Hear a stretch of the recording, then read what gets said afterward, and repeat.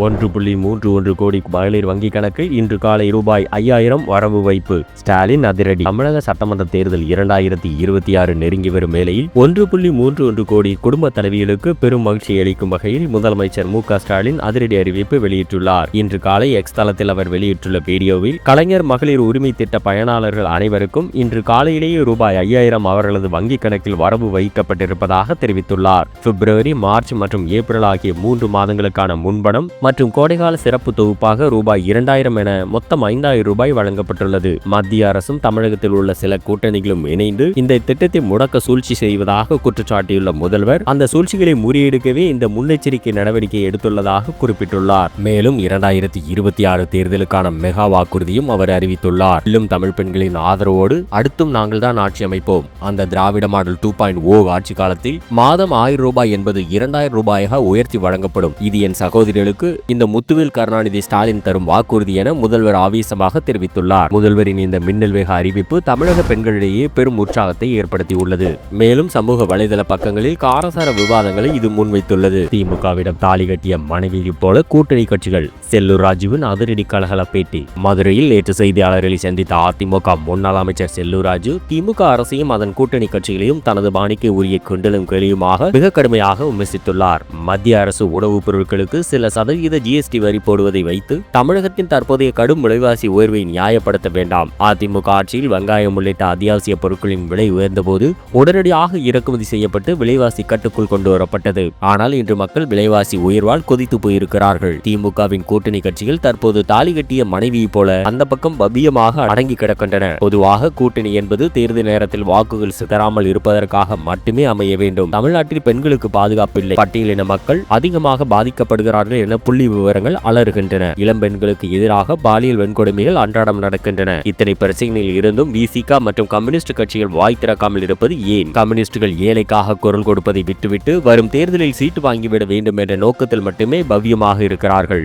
ஆளும் கட்சிக்கு எதிராக மக்களிடம் அதிருப்தி இல்லை என முதலமைச்சர் யாரிடம் கேட்டார்? அவர் கோட்டையில் இருந்து பேசுவதை விடுத்து சாதாரண மக்களை சந்தித்து பேசினால்தான் உண்மை நிலவரம் புரியும். 2026 திமுக எதிர்க்கட்சியாக அமரக்கூடாது. 2011 கலைஞர் ஆட்சிக்கு ஏற்பட்ட அதே நிலைதான் தற்போதும் வரப்போகிறது. சாதனைகளை சொல்லி ஓட்டு கேளுங்கள். எடப்பாடி பழனிசாமி தான் மீண்டும் முதல்வர் ஆவார். அவர்தான் ரியல் ஹீரோ என செல்லூர் ராஜு தனது பேட்டியில் ஆவேசமாக தெரிவித்துள்ளார். கூட்டணிக்கு வந்துவிடுங்கள் விஜய். 15% வாக்கு இருந்தாலும் 0 தான். தமிழிசை சவுந்தரராஜன் திடீர் அழைப்பு. தமிழக அரசியல் களம் 2026 சட்டமன்ற தேர்தலை நோக்கி அனல் பறந்து வரும் நிலையில் தமிழக வெற்றி கழக தலைவர் விஜய்க்கு பாஜகவின் மூத்த தலைவர் தமிழிசை சவுந்தரராஜன் விடுத்துள்ள அழைப்பு பெரும் விவாதத்தை கிளப்பியுள்ளது. சமீப காலமாக அதிமுக மற்றும் பாஜகவை ஊழல் சக்திகள் என விஜய் விமர்சிக்க தொடங்கியதை அடுத்து எடப்பாடி பழனிசாமி உள்ளிட்ட அதிமுக தலைவர்கள் விஜய்க்கு எதிராக கடுமையான விமர்சனங்களை முன்வைத்து வருகின்றனர். விஜய் தனித்து விடப்பட்டாரா என்ற கேள்விகள் எழுந்துள்ள நிலையில் தமிழிசை சவுந்தரராஜன் நேற்று செய்தியாளர்களிடம் பேசுகையில் ஒரு முக்கிய அரசியல் கணக்கை முன்வைத்தார். அவர் கூறுகையில் திமுகவை வீழ்த்த வேண்டும் என்பதுதான் விஜயின் நோக்கம் என்றால் அவர் தேசிய ஜனநாயக கூட்டணியில் இணைய வேண்டும். விஜய்க்கு 15% வாக்கு வங்கி இருக்கலாம். ஆனால் அது அரசியலில் தனித்து நின்றால்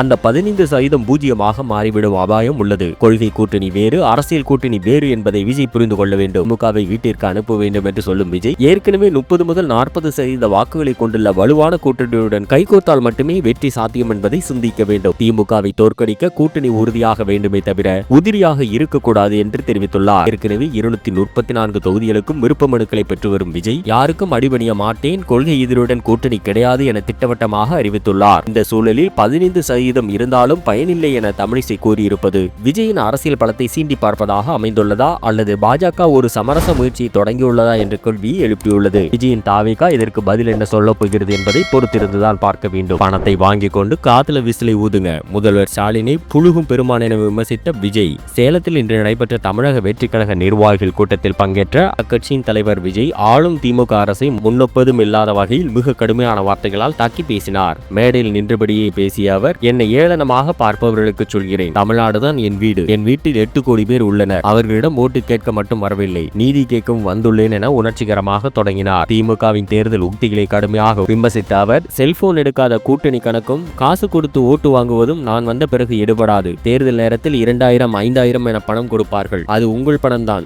வாங்கிக் கொள்ளுங்கள். ஆனால் ஓட்டு போட சொல்லும் போது அவர்கள் காதில் விசிலை ஊதி அனுப்புங்கள் என அதிரடியாக பேசினார். மேலும் தேர்தல் வாக்குறுதிகளை நிறைவேற்றாத முதல்வர் ஸ்டாலினை புழுகும் பெருமான் என பெயர் சுட்டி விமர்சித்தார். அனுபவம் இல்லை என கூறுபவர்களுக்கு பதிலடி கொடுத்த அவர் 75 வருடம் 50 வருடம் என சொல்லிக் கொள்ளும் கட்சிகள் எல்லாம் கூட்டணியை நம்பித்தான் இருக்கின்றன. ஆனால் கட்சி தொடங்கி 2 ஆண்டுகளில் நமக்கு 30% வாக்கு வங்கி உள்ளது. அடுத்தவர் முகவரியில் அரசியல் செய்பவர்கள் என்னை போல தனியாக கட்சி ஆரம்பித்து 1% ஓட்டு வாங்க திராணி உள்ளதா என சவால் விடுத்தார். தொடர்ந்து பேசிய அவர், தமிழ்நாடு அவுட் ஆஃப் கண்ட்ரோல் என சொல்லும் முதல்வர் அவர்களே, உண்மையில் சட்டம் ஒழுங்குதான் உங்கள் ஆட்சியில் அவுட் ஆஃப் கண்ட்ரோல் ஆக உள்ளது. வரப்போகும் 2026 தேர்தலில் போட்டி என்பது தீய சக்தியான திமுகவிற்கும் தூய சக்தியான தாவேகாவிற்கும் இடையேதான் என அதிரடியாக முழங்கினார். விஜயின் இந்த நேரடி அரசியல் தாக்குதல் தமிழக அரசியலில் பெரும் பரபரப்பை ஏற்படுத்தியுள்ளது. ஸ்டாலின் அரசு செய்வது வெறும் பேட்ச் ஒர்க். 2026 தேர்தல் பயத்தில் தான் ரூபாய் 5000. எடப்பாடி பழனிசாமி கடும் தாக்கு. திமுக அரசு இன்று காலை மகளிர் உரிமை தொகை பயனாளர்களுக்கு ரூபாய் 5000 வரவு வைத்துள்ள நிலையில் இதனை தேர்தல் தோல்வி பயத்தால் எடுக்கப்பட்ட முடிவு என அதிமுக பொதுச் செயலாளர் எடப்பாடி கே பழனிசாமி கடுமையாக விமர்சித்துள்ளார். இது தொடர்பாக அவர் வெளியிட்டுள்ள பதிவில், தேர்தல் தோல்வி பயம் முதலமைச்சரை என்னவெல்லாம் செய்ய வைக்கிறது பார்த்தீர்களா? 28 மாதங்களாக உரிமை தொகை கொடுக்காமல் இழுத்தடித்த ஸ்டாலின் அரசு இப்போது தேர்தலை முன்னிட்டு கோடைகால சிறப்பு தொகை என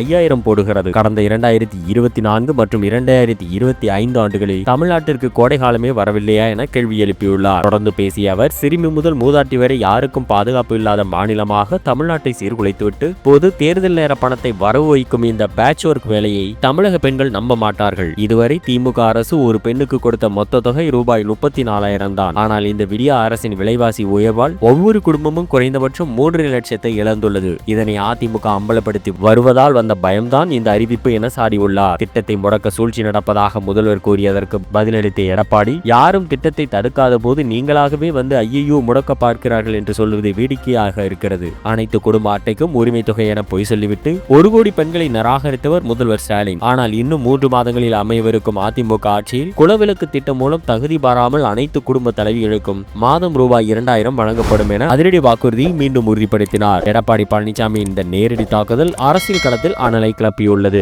விஜய் கூட்டத்தில் சோகம், மயங்கி விழுந்த தொண்டர் உயிரிழப்பு. சிடிஆர் நிர்மல்குமார் உருக்கமான இரங்கல். சேலம் சீலநாயக்கன்பட்டியில் இன்று நடைபெற்ற தமிழக வெற்றி கழகத்தின் 11 சட்டமன்ற தொகுதி நிர்வாகிகள் ஆலோசனை கூட்டத்தில் ஒரு துயரமான சம்பவம் அரங்கேறியுள்ளது. அக்கட்சியின் தலைவர் விஜய் பங்கேற்ற இந்த கூட்டத்தில் சுமார் 5000க்கும் மேற்பட்ட நிர்வாகிகள் கலந்து கொண்டனர். வெகு நேரமாக வெயிலில் காத்திருந்த மராட்டிய மாநிலத்தைச் சேர்ந்த வெள்ளிப்பட்டறை தொழிலாளியான சூரஜ் என்பவர் கூட்டத்தில் பங்கேற்றிருந்த போது திடீரென வலிப்பு ஏற்பட்டு மயங்கி விழுந்தார். உடனடியாக கழக நிர்வாகிகள் அவரை மீட்டு ஆம்புலன்ஸ் மூலம் மருத்துவமனைக்கு கொண்டு சென்றனர். ஆனால் அங்கு சிகிச்சை பலனின்றி சூரஜ் உயிரிழந்தார். அவருக்கு மாரடைப்பு ஏற்பட்டதாக மருத்துவர்கள் தெரிவித்துள்ளனர். இந்த சம்பவம் குறித்து தாவேகா இணை பொதுச் செயலாளர் சிடிஆர் நிர்மல்குமார் தனது எக்ஸ் தள பக்கத்தில் ஆழ்ந்த இரங்கலை தெரிவித்துள்ளார். தலைவர் விஜயின் கூட்டத்தை காண வந்த சூரஜ் என்ற இளைஞர் திடீர் மாரடைப்பால் மரணமடைந்தது மிகுந்த வேதனை அளிக்கிறது. அவருக்கு முதலுதவி செய்யப்பட்டு சரியான நேரத்தில் மருத்துவமனைக்கு கொண்டு சென்றும் அவரை காப்பாற்ற முடியாமல் போனது ஈடு செய்ய முடியாத இழப்பு. சூரஜின் குடும்பத்தினருக்கு எங்களது ஆழ்ந்த இரங்கலை தெரிவித்துக் கொள்கிறோம் என உருக்கமாக பதிவிட்டுள்ளார். விஜயின் அரசியல் எழுச்சியை காண வந்த இடத்தில் ஒரு உயிர் பலியான சம்பவம் தொண்டர்களிடையே பெரும் சோகத்தை ஏற்படுத்தியுள்ளது. இந்த சம்பவம் அப்பகுதியில் மேலும் பரபரப்பை ஏற்படுத்தியது. 12 நாட்களில் 4385 டெண்டர்கள் கிடைத்தவரை சுருட்டும் திமுக.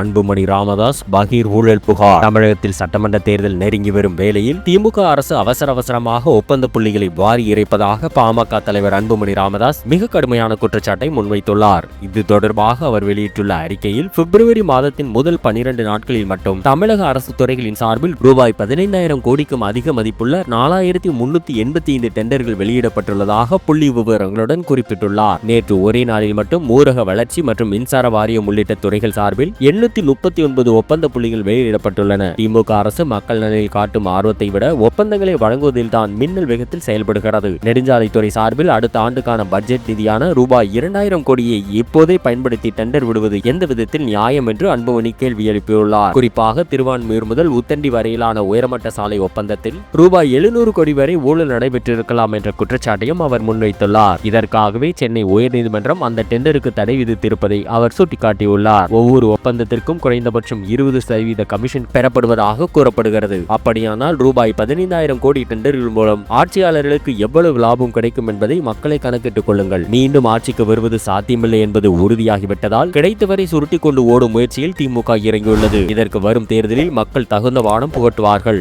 என அன்புமணி ராமதாஸ் தனது அறிக்கையில் ஆவேசமாக தெரிவித்துள்ளார். விஜய் நாக்கு புழுத்து போகாரா? டிக்கெட் விலை வெற்றி சம்பாதித்துவிட்டு எடப்பாடியை விமர்சிப்பதா கருப்பண்ணன் ஆவேசம். சேலத்தில் இன்று நடைபெற்ற தாவிக நிர்வாகிகள் கூட்டத்தில் அதிமுக தலைமை அண்ணா, எம்ஜிஆர் மற்றும் ஜெயலலிதாவின் பாதையை மறந்துவிட்டது என்றும் எடப்பாடி பழனிசாமியை மக்கள் டெலி செய்துவிட்டனர் என்றும் விஜய் மறைமுகமாக தாக்கினார். விஜயின் இந்த விமர்சனத்திற்கு அதிமுக தரப்பிலிருந்து முதல் முறையாக மிக கடுமையான எதிர்வினை வந்துள்ளது. ஈரோடு மாவட்டம் பவானியில் நடைபெற்ற கண்டன ஆர்ப்பாட்டத்தில் பேசிய முன்னாள் அமைச்சர் கே.சி. கருப்பன் விஜய் குறித்து மிக ஆவேசமாக பேசினார். ரசிகர் மன்றத்திற்கு 100 ரூபாய் டிக்கெட்டை 2000 ரூபாய்க்கு விற்று 500 கோடி சம்பாதித்தவர் நீங்கள். இப்படி நாட்டு மக்களை சுரண்டி கோடிக்கணக்கான பணத்தை சேர்த்துவிட்டு இன்று எடப்பாடி பழனிசாமியை மோசமென விமர்சிக்கிறீர்கள். உங்களது நாக்கு புழுத்து போகாதா என ஆவேசமாக கேள்வி எழுப்பினார். தொடர்ந்து பேசிய அவர் சேலம் கூட்டத்தில் உயிரிழந்த தொண்டர் சூரஜின் மரணம் குறித்து பேசுகையில், உங்கள் கூட்டத்திற்கு வந்து ஒரு குடும்பம் நாசமாகி போயுள்ளது. உயிரிழந்த தொண்டரின் வீட்டிற்கு நேரில் செல்லக்கூட உங்களுக்கு மனமில்லை. 20 லட்சம் ரூபாய் இழப்பீடு கொடுத்தால் அந்த குடும்பத்தின் வழி ஆறிவிடுமா?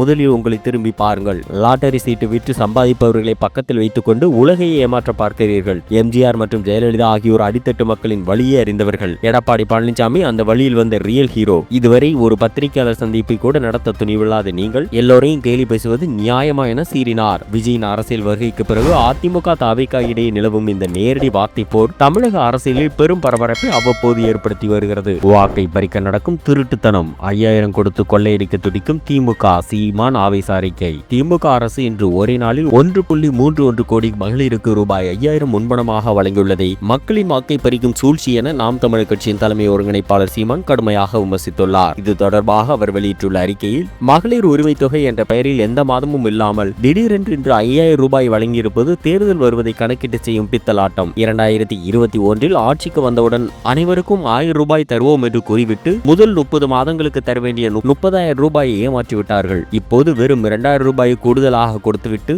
மீதமுள்ள 28,000 ரூபாய் ஏமாற்ற நினைப்பது மக்களை முட்டாளாக்கும் இழிசெயல் என்று சாடியுள்ளார். மேலும் கடந்த 4 ஆண்டுகளில் இல்லாத கோடைகால சிறப்பு நிதி இப்போது மட்டும் எங்கிருந்து வந்தது? தமிழ்நாட்டு மக்களின் தலையில் 10 லட்சம் கோடி கடனை சுமத்திவிட்டு வாங்கிய கடனுக்கு வட்டி கட்டவே மீண்டும் கடன் வாங்கும் நிலையில் தமிழ்நாடு உள்ளது. 5000 ரூபாய் வழங்க காட்டும் இதே வேகத்தை சட்டம் ஒழுங்கை பாதுகாப்பதிலும் அரசு பணி தேர்வுகளை நடத்துவதிலும் ஏன் காட்டவில்லை? போதைப் பொருள் புழக்கத்தை கட்டுப்படுத்தாதது ஏன்? வீதியில் நின்றும் போராடும் ஆசிரியர்கள் மற்றும் அரசு ஊழியர்களின் கோரிக்கைகளை நிதிநிலை இல்லை என கூறி தட்டி கழிக்கும் திமுக அரசு தேர்தலுக்காக மட்டும் 6500 கோடியை எங்கிருந்து கொண்டு வந்தது என அடுக்கடுக்கான கேள்விகளை எழுப்பியுள்ளார். கல்வி கடனை ரத்து செய்வோம் என்று சொன்ன வாக்குறுதியை மறந்த திமுக இப்போது பணத்தை கொடுத்து தமிழ்நாட்டை அடுத்த 5 ஆண்டுகள் கொள்ளையடிக்க துடிக்கிறது. திமுகவின் இந்த திருட்டுத்தனத்திற்கு வரும் தேர்தலில் தமிழ்நாட்டு மக்கள் தகுந்த பாடம் புகட்டுவார்கள் என சீமான் தனது அறிக்கையில் எச்சரித்துள்ளார். ஓரமா போய் விளையாடுங்கள், விஜய் பனையூர் பண்ணையார் என்று சாடிய அதிமுக செம பதிலடி. சேலத்தில் இன்று நடைபெற்ற தாவிக நிர்வாகிகள் கூட்டத்தில் மக்கள் பலமுறை நீக்கிய அதிமுகவை நாம் ஏன் எதிர்க்க வேண்டும் என விஜய் பேசியது